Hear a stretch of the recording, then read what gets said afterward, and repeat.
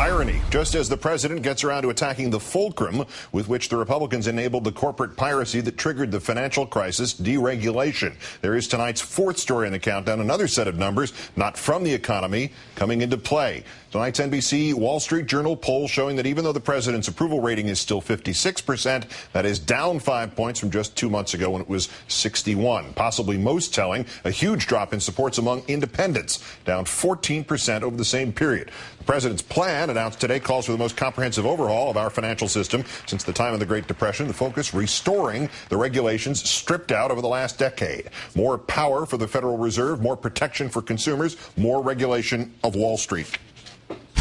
First, we're proposing a set of reforms to require regulators to look not only at the safety and soundness of individual institutions, but also, for the first time, at the stability of the financial system as a whole. Second, we're proposing a new and powerful agency charged with just one job: looking out for ordinary consumers. Third, we're proposing a series of changes designed to promote free and fair markets by closing gaps and overlaps in our regulatory system, including gaps that exist not just within, but between nations.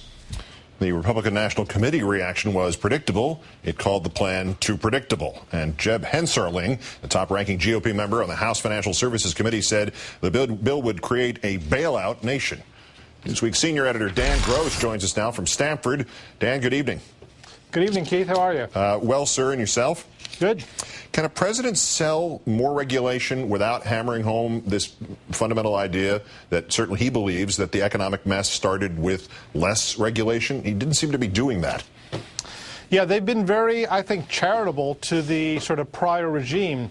And, you know, it's not a question necessarily of less versus more, but of good versus bad. I mean, we had really tragically bad regulation. There was a degree to which they didn't have the tools, but, you know, a good craftsman never blames his tools. And we had regulators who were, you know, to say they were asleep at the switch would be an insult to narcoleptics everywhere.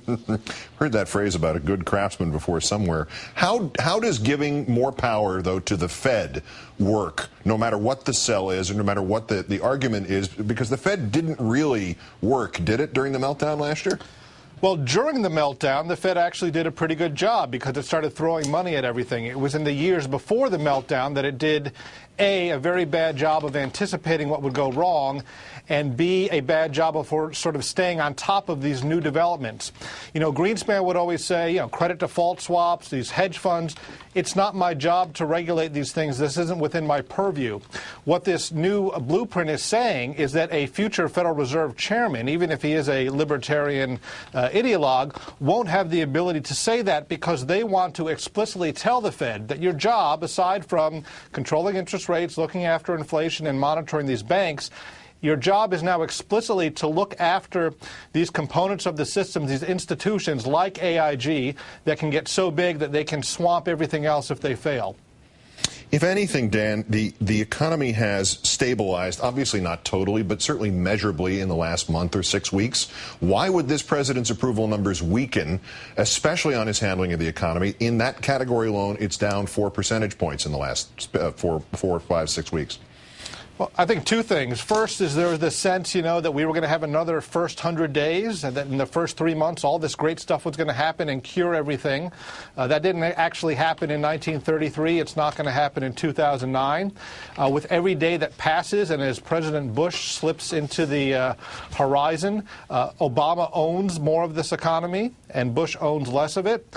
And while there are signs of stability, things are actually still getting worse. They're just getting worse at a slower rate. We are having, you know, jobs are going down, housing prices are going down, the markets are clearly below where they were a year ago. So it is, you know, we're all looking desperately for those green shoots.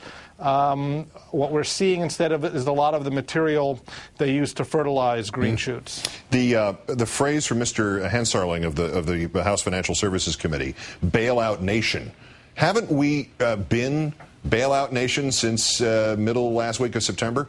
There is this sort of concerted, or maybe not so concerted, attempt by Republicans to pin all these bad things that happened last year on Obama. Richard Shelby was talking on one of the weekend shows about how Obama bailed out the banks last September. So in all his other powers, he can sort of teleport through time. I would trace the sort of bailout nation to March of '08 when Bear Stearns first went down, and we had this extraordinary intervention, continued right through the summer. We are bailing out all sorts of people, but it started last spring and last summer.